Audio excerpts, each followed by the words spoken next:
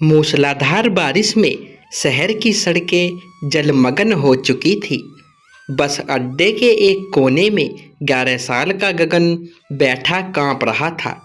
कुछ ही महीने पहले एक सड़क हादसे ने उससे उसके माता पिता छीन लिए थे।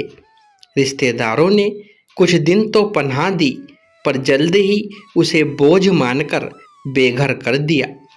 2 दिनों से पेट में अन्न का एक दाना तक नहीं गया था। आंखें भूख और बेबसी के आंसुओं से भरी थी।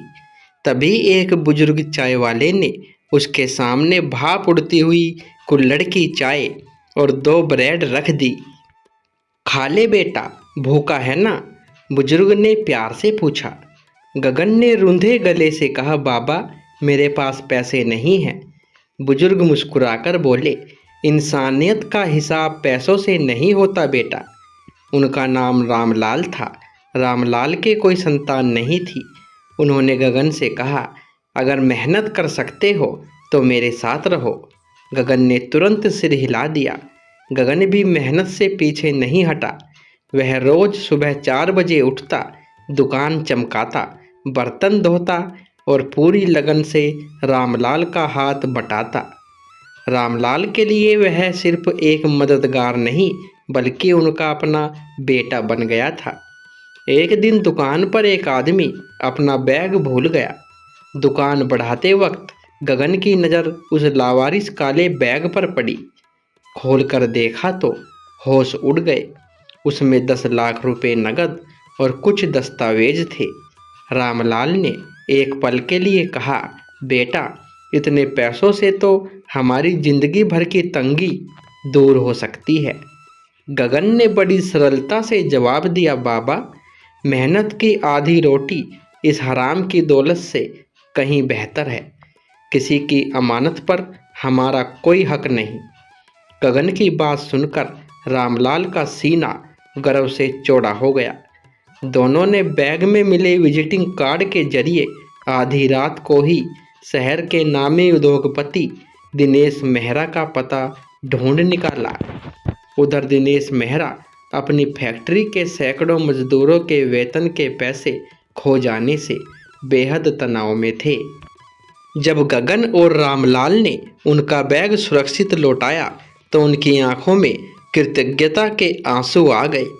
दिनेश मेहरा ने गगन को 5 लाख रुपए इनाम देने चाहे, लेकिन गगन ने हाथ जोड़कर मना कर दिया। गगन ने कहा, सर, अपनी अमानत वापस पाना आपका हक था और उसे लौटाना मेरा फर्ज। दिनेश मेहरा उसकी ईमानदारी से बहुत प्रभावित हुए। उन्होंने चुपचाप उसके बारे में जानकारी निकलवाई। जब उन्हें पता चला कि गगन अनाथ है और चाय की दुकान पर काम करता है तो उनका दिल पिघल गया। अगले दिन वे दुकान पर पहुंचे। उन्होंने रामलाल से कहा, अगर आप अनुमति दे तो मैं गगन की पढ़ाई का पूरा खर्च उठाना चाहता हूं। रामलाल की आंखों से खुशी के आंसू बह निकले। गगन ने पढ़ाई शुरू कर दी। अब गगन का दिन 2 हिस्सों में बट गया। सुबह चाय की दुकान पर काम करना और दिन में मन लगाकर स्कूल में पढ़ना। उसकी मेहनत रंग लाई और उसने 12वीं में पूरे ज़िले में पहला स्थान हासिल किया। उसके बाद उसने इंजीनियरिंग की पढ़ाई पूरी की। इसी दौरान एक दिन रामलाल बाबा की तबीयत अचानक बिगड़ गई। डॉक्टरों ने दिल के ऑपरेशन के लिए बड़ा खर्च बताया। गगन ने बिना एक पल गंवाए अपनी पूरी स्कॉलरशिप और संचित बचत इलाज में लगा दी। दिनेश मेहरा ने भी आगे बढ़कर मदद की। ऑपरेशन के बाद जब रामलाल की आंखें खुली तो वे रो पड़े। बेटा, मैंने तो तुझे सिर्फ 2 वक्त की रोटी दी थी, तूने मेरी जान बचा ली। गगन ने उनके हाथ चूमकर कहा, बाबा, आपने मुझे सिर्फ रोटी नहीं, जीने की वजह और संस्कार दिए थे। कुछ वर्षों बाद गगन एक बहुराष्ट्रीय कंपनी में इंजीनियर बन गया। पहली तनख्वाह मिलते ही उसने सबसे पहला काम रामलाल की दुकान की मरम्मत कराने का किया। दुकान के ऊपर एक नया बोर्ड टंगवाया, रामलाल टी स्टॉल। ईमानदारी की पहचान। गगन यहीं नहीं रुका। उसने अपने अतीत को भुलाया नहीं था। उसने शहर में अनाथ बच्चों के लिए एक संस्था शुरू की, जहां बेसहारा बच्चों को मुफ्त शिक्षा, भोजन और रहने की व्यवस्था मिलने लगी। संस्था के उद्घाटन पर जब पत्रकारों ने उसकी प्रेरणा के बारे में पूछा, तो गगन ने बस अड्डे की तरफ इशारा करते हुए कहा, जब दुनिया ने मुझे ठुकरा दिया था, तब एक इंसान ने बिना किसी स्वार्थ के मुझे सहारा दिया था। उस दिन मैंने सीखा कि इंसानियत से बड़ा कोई धर्म नहीं है।